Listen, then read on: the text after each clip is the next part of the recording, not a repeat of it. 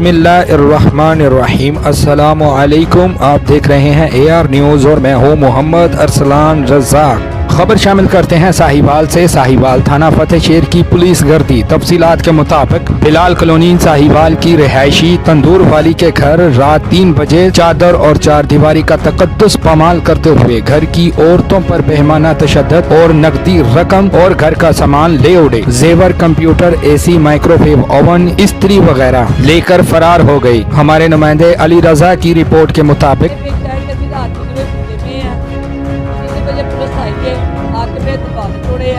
मेरे अंदर आए ने आके मेरे नाल बदकामी की है, मेरी चट मारी है। मेरा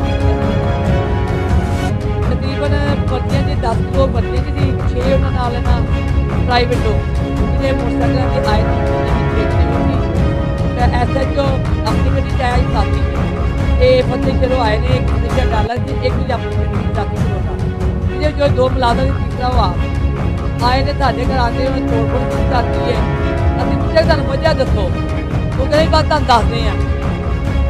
मेरी वज़ीर आज़म से अपील है, वज़ीर आज़म से अपील है IG साहब से कि मेरे साथ बहुत ज़्यादती की है। मेरे अहला मोहल्ला मेरे साथ खड़े हैं, बेगुनाह है, मेरा बहुत ज़्यादती की गई है तो मैनू इंसाफ चाहिए है।